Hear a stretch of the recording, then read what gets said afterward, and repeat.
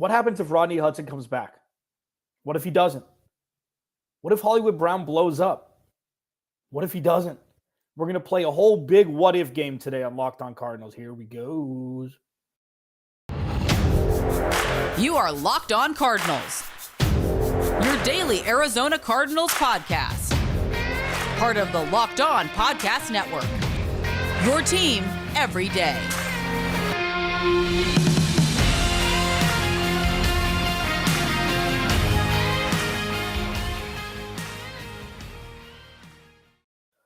Welcome in, Locked On Cardinals. Alex Clancy here. Thank you for making Locked On Cardinals your first listen each and every day, free and available on all platforms. I'm your host, Alex Clancy. Thanks for joining me. Live Thursday edition here, doing Wednesday, Thursday, Friday podcasts throughout the month of June. Then back out at 5 days a week after the 4th of July weekend. You can also check me out today with Tyler Rowland from Locked On Titans. We're doing a live Locked On NFL Thursday, talking about which is the next safety. Who is the next safety to get paid big money after Minka Fitzpatrick got paid yesterday? I'm going to do kind of a different podcast today. There's a lot swirling around minicamp, storylines, things that, we weren't necessarily expecting. It was more Kyler Murray heavy, we thought, that he was going to show up. And then Rodney Hudson out of the blue was not at minicamp, and it was an unexcused absence. There's a lot of what ifs surrounding the Arizona Cardinals. And when it comes to, what this roster is going to look like and what the, who the center is going to be, who wide receiver one's going to be when DeAndre Hopkins comes back, there's just a lot. There's a lot of uncertainty. And I'm going to play a what if game today. What if Hollywood Brown blows up? What if he doesn't? What are they both going to look like? What if Rodney Hudson comes back? What if he doesn't? I'll talk about both of those options. And then finally, a storyline that's we've been discussing in a certain tier or another since the 2020 NFL Draft. What if Isaiah Simmons and Zaven Collins take that step forward? And what if they don't? Arizona Cardinals will look different. With the answers one way or the other for all three of those questions. I will discuss all the options on today's episode of Locked On Cardinals. Today's episode is brought to you by Blue Nile. Make your moment sparkle with jewelry from BlueNile.com. And Locked On Sports listeners gets $50 off purchases of $500 or more. This podcast exclusive includes engagement. Use code Locked On at checkout. So let's start with Rodney Hudson because it's the freshest news. What happens if Rodney Hudson comes back? And this is all speculative. He's dealing with some family stuff. And what if this is much ado about nothing? He gets fined, he comes back, and everything's fine. The Cardinals are in a position to make a playoff run. And the Cardinals are in a position to have a top 5 center in the NFL, regardless of age, hiking the ball to Kyler Murray for another year. He's got 2 years left on his contract. They have control for 2 more years. If everything were to work swimmingly, there's some dummy years to ease up the cap tension over the next 2 seasons. If he comes back, this offensive line will at least be as good as it was last year. And you're hoping with the addition of Will Hernandez for depth, and you're hoping with another year of training camp and OTAs with Josh Jones, and maybe he can take a step forward, and you have the old faithful of DJ Humphries and Kelvin Beachum as bookends with Rodney Hudson as the spine of the offensive line. Everything is status quo. And that would be ideal. If Rodney Hudson chooses to retire, if Rodney Hudson chooses that he doesn't want to play for the Arizona Cardinals, that is a bigger issue. That is something where you look at this roster, you're like, who the hell is going to play center? Who's going to play center?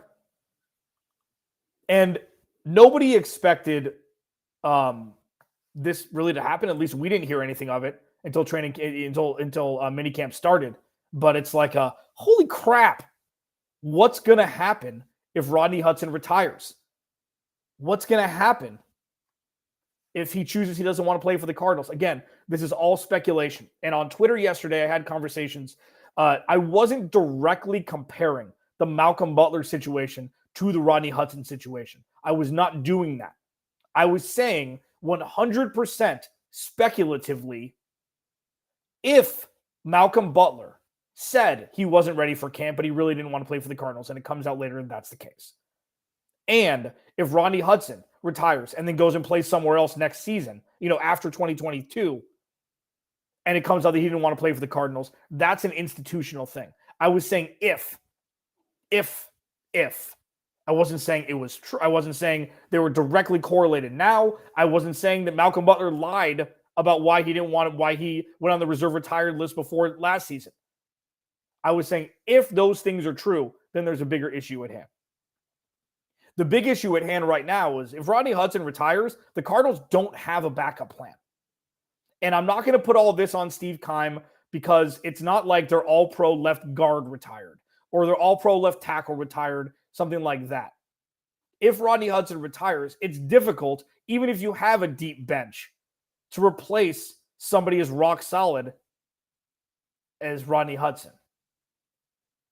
That being the case, regardless of how the Cardinals got to where they are now, if Rodney Hudson does retire, that is a huge problem. That is a huge problem, not just because Rodney Hudson's absence, but also because the left guard and right guard positions have been the weak spot for this offensive line. Period. Find the since for me. It's been the weak spot. Compounding that with somebody that's been able to help a little bit. It's a problem. It's a problem. And I also tweeted out, if I'm Kyler Murray, I'm not playing one down without a contract, especially if Rodney Hudson doesn't come back. Because it's job security, it's injury security, it's everything. Rodney Hudson is the main cog in the middle of the offensive line, and if he's not there, this offensive line is going to be bad next year. Unless they can make... Yeah, I know J.C. Tretter's out there. I know there are a couple of veterans out there, but none of them are Rodney Hudson. If he comes back, status quo. If he doesn't, oh no. Alex Clancy, Locked On Cardinals. Marquise Brown under the spotlight next. Cliff Kingsbury had a couple positive things to say. Really happy with how Hollywood Brown has performed so far as an Arizona Cardinal. What if he blows up? What if he busts? I'll give both situations a look. Next, Locked On Cardinals. First, Blue Nile. At this point, if you've been listening to the podcast, thank you, first of all. Second of all, you know about Blue Nile as well. Tennis bracelets, engagement rings, everything in between. They are one of the pillars of jewelry on the planet right now. But I always lead the live read with the important stuff regarding people who don't know what they're looking for. They need help. They need help pricing. They need to find something in their budget. They've got at BlueNile.com a 24/7 chat and phone help line that allows you to get the help you need to find the right piece. Whether you want to get your dad something blinged out for Father's Day on Sunday, or you want to get your lucky lady something because it's a Wednesday. I know it's Thursday today, but BlueNile.com's got you covered. Okay? 24/7 support. Make your moment sparkle with jewelry from BlueNile.com. And Locked On Sports listeners get $50 off purchases of $500 or more. This podcast exclusive includes engagement. Super important. Use code Locked On. That's code Locked On. Plus, every order is insured, ships free, and arrives in discreet packaging that won't give away what's inside. Shop stress-free and find your forever piece. Go to BlueNile.com right now. Just do it right now. I don't know what else you're doing. Why? I don't know what else you're doing. Second segment, Locked On Cardinals, the What If podcast on this live Thursday edition. Thank you for making Locked On Cardinals your first listen each and every day. Go subscribe to the YouTube channel. Give a follow on Twitter, at Clancy's Corner, at Locked On AZ Cards. We do have something important to ask you, a favor. We put together a survey so we can learn more about listeners and what they like and what they don't like and make your favorite Locked On podcast even better. This is your opportunity to tell us what you like and what you don't like about Locked On Podcast. Go to LockedOnPodcast.com/survey right now to get started. It won't take very long. And everyone that completes a survey can qualify for a chance to win one of 10 $100 Ticketmaster gift cards. To take our audience survey, go to LockedOnPodcast.com/survey. Thank you. Much appreciated. Hollywood Brown.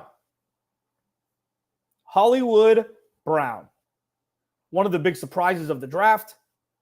The Arizona Cardinals acquire him and a third-round pick for their first-round pick. What if he blows up? What if he has a true full season coming out party? It wasn't his fault last year. Lamar Jackson gets hurt. Numbers kind of crater. He was on pace for a big, big year last year. Had some issues with the dropsies. Talked to Kevin Oestreicher a couple times from Locked On Ravens about, Marquise Brown as a person, Marquise Brown as a player. He had some dropsies. Touchdown dropsies, in fact. And we know that he and Kyler Murray were on the same team in 2018, which is a while ago. We also know that Kyler Murray loves throwing the deep ball. And we also know that Hollywood Brown can get behind the defense with pseudo-regularity. If Hollywood Brown blows up, this offense, even with DeAndre Hopkins out the first 6 weeks, is a top 7 offense in the league. You'd think, if not higher. But a lot of this is going to be predicated upon the production of Hollywood Brown during the first third of the NFL season. Because he's the de facto wide receiver 1. Yes, you've got Zach Ertz, AJ Green, Trey McBride. We'll see where he fits in the offense. Got a bevy of backs. But Hollywood Brown is the main cog of this offense as the wide receiver 1 de facto through the first 6 weeks.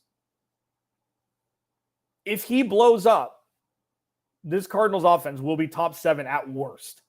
And that's going to be fun because they're going to have to put up a lot of points. They're going to have to put up a lot of points.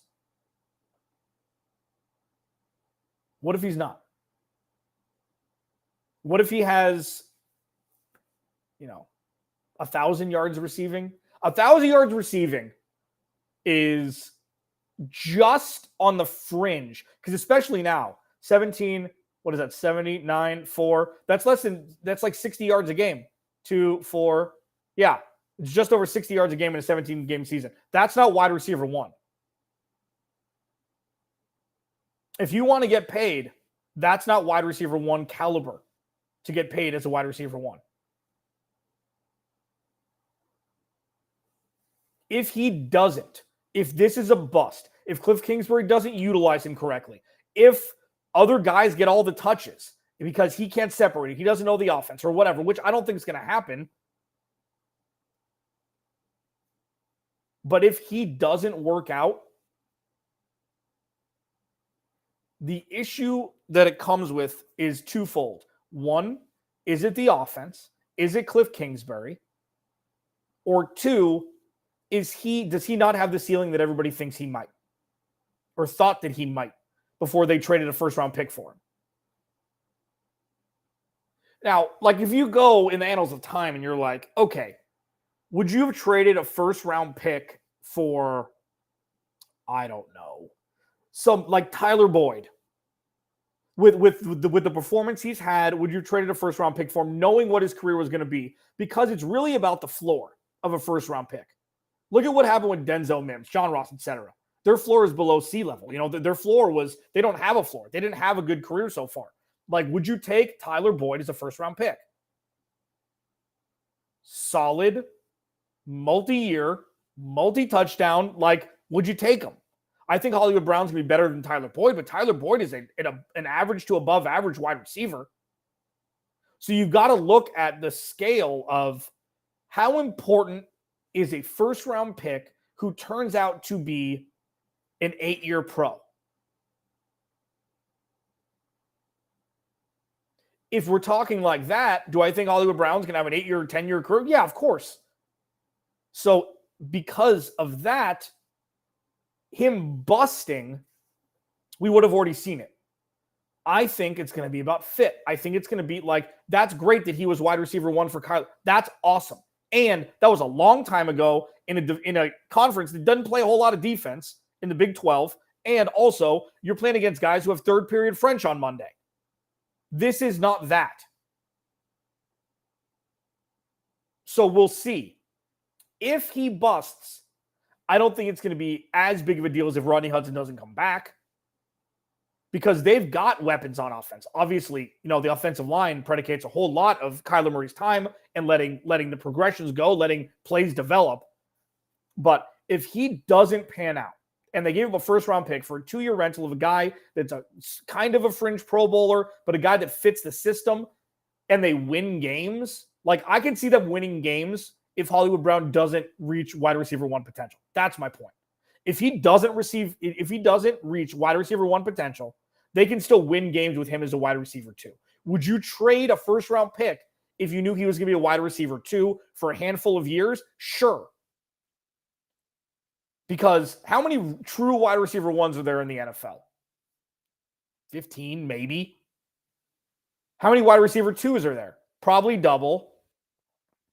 And I think you would trade a first-round pick for a wide receiver 2 at this point, especially with as much of a crapshoot as they're going to be. Now, the curve is going to change because there's a bunch of wide receivers that are coming in more ready to play. They're going to get paid a whole bunch more, so teams want to draft them earlier than normal so they can get that rookie scale contract for a guy that's probably going to be worth $25 million a year if he pans out.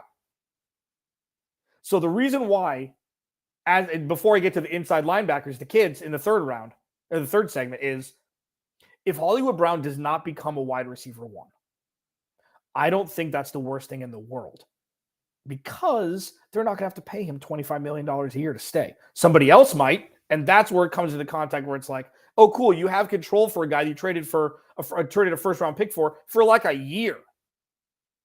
And then if he does blow up this year, you've got first-world problems in that regard because you can say what you'd like.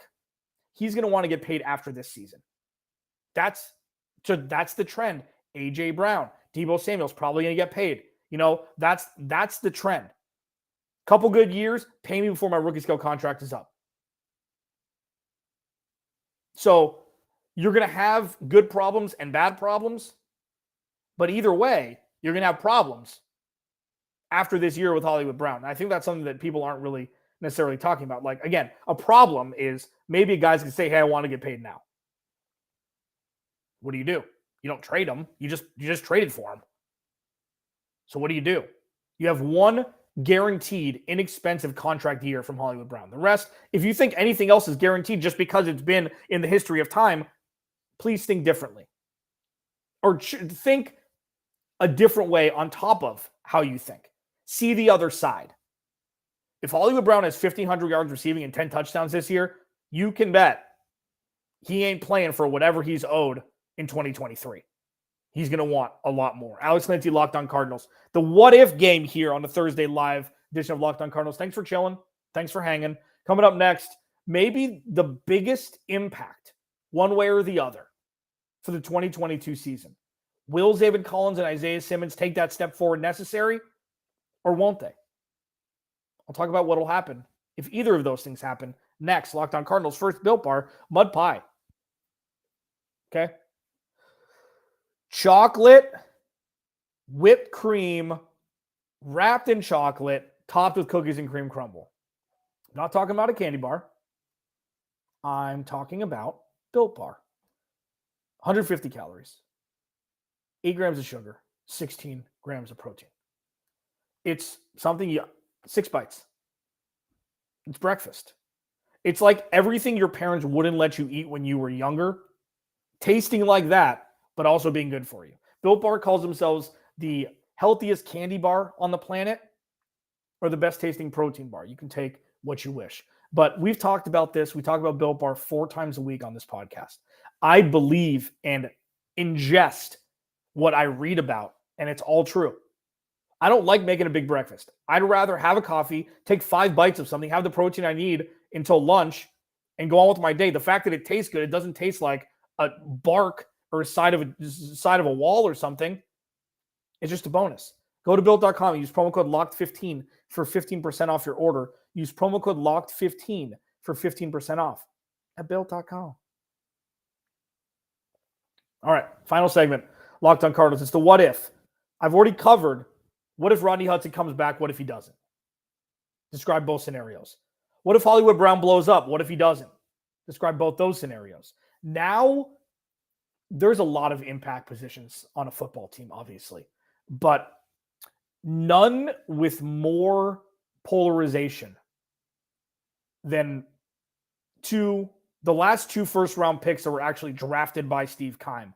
Isaiah Simmons in 2020, Zaven Collins in 2021. Lest we remember, or lest we forget, the heavy need at offensive line at 8 overall that the Cardinals passed on. Tristan Wirfs ended up being all-pro. It was I think he was the highest rated offensive lineman in Super Bowl history or something like that.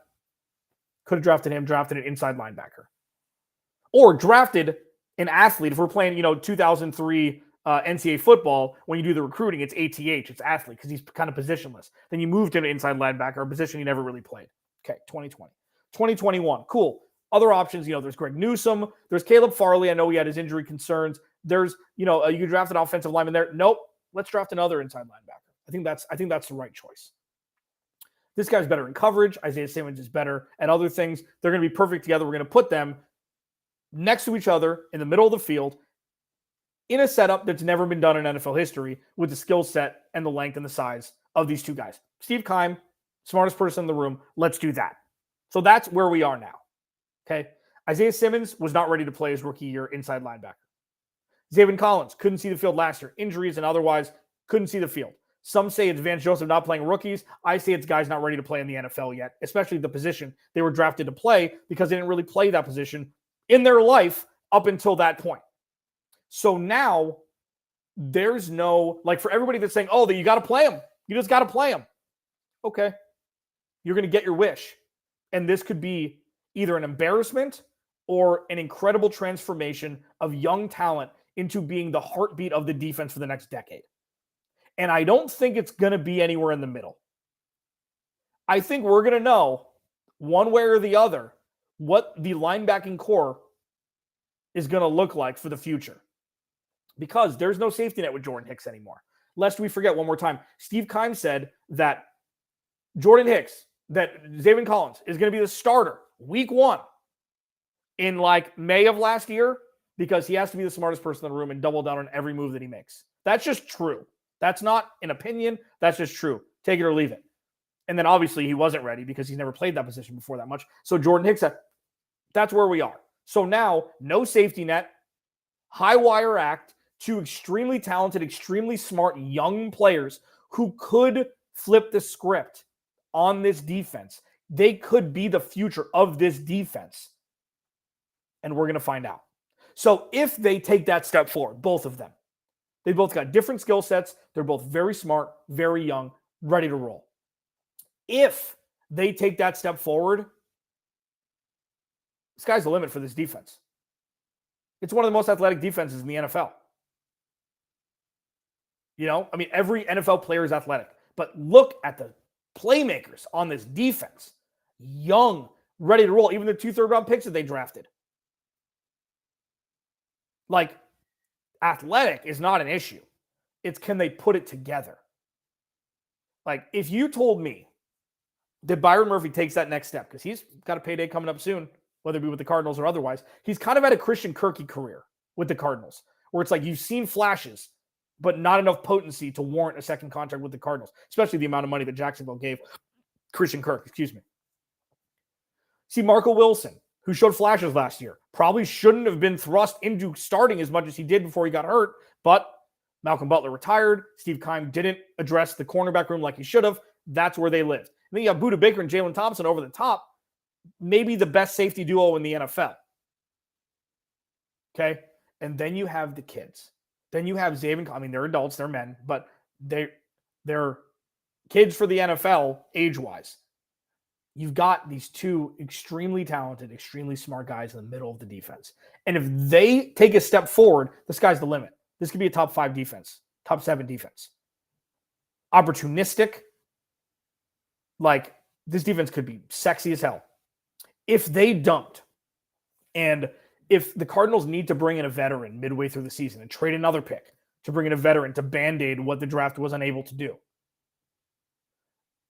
it's going to be a very long year for the defense. Vance Joseph will get fired most likely because I still think he's lined up to be the scapegoat. If something goes wrong, the only thing they didn't do this offseason was improve the defense. So he will be looked at as a scapegoat. Can't be Cliff, can't be Steve Keim. because they've already got contract extensions. It's going to be Vance Joseph. It's going to be unfair. If this happens where Vance Joseph doesn't do a well enough job, or these guys just aren't inside linebacker, like if they're not NFL quality guys playing 60 snaps a game. This is the most polarizing. Sure, you could say Rodney Hudson, absolutely. You could say Rodney Hudson. Of these three that I mentioned in this podcast, Rodney Hudson could be the most polarizing, where great, bad, and the gap is Grand Canyon, wide if he comes back or if he doesn't. There's so much uncertainty around that's kind of like put on the back burner right now because it's all speculation. Hollywood Brown, if he's a wide receiver 1, if he blows up, and if he doesn't, but he's still a wide receiver 2, it's still kind of the same. The Cardinals can still win games if he's not a 1,500-yard, 80-catch, 1,500-yard, 10-touchdown guy. They could still win because they've got a lot of offensive pieces. But Zaven Collins and Isaiah Simmons, if they take a step forward, top 10 defense. If they don't, bottom third, easy. Because Steve Keim has not done anything to improve this defense in a really meaningful and impactful fashion. And this last one with Zaven Collins, Isaiah Simmons, scares the hell out of me more than the other two, even though they're all just really interesting topics. All of them. And obviously, throughout the summer, we're going to be talking about impact makers on defense. They're going to have to do other people's jobs a little bit to kind of cover up the deficiencies. There's so many question marks on the defensive side of the ball. The ceiling is very high for potential, talent-wise. But putting it all together and becoming a defense that's feared without Chandler Jones, without Jordan Hicks, we'll see. And obviously there's still free agency left, the time, all that BS, whatever you want to buy into, that you can find a difference maker now. Like if they bring in a Jason Pierre-Paul, great. If they bring in a Justin Houston, great. They've still got some money. They've still got some cheese to spend. We'll see. The question marks are abound on defense, and the saturation of offensive players that have been added and kind of neglected the defense this offseason should be talked about a little bit more. Alex Clancy, Locked On Cardinals. Follow me on Twitter, Clancy's Corner. Follow the podcast at Locked On AZ Cards. Please subscribe to the YouTube channel as well. I'll be doing it live again tomorrow. Tell your friends. It's going to be fun. Thanks for making Locked On Cardinals your first listen each and every day, free and available on all platforms. The first picks of the Ultimate NBA Mock Draft have been made. Search now for Ultimate NBA Mock Draft and get over 50 insiders, the Odyssey sports experts, the draft experts of Locked On NBA's big board. That's 50 insiders, man. The 5-episode Ultimate NBA Mock Draft is underway. Make Ultimate NBA Mock Draft your second listen today. Alex Clancy, Locked On Cardinals. I'll talk to you tomorrow.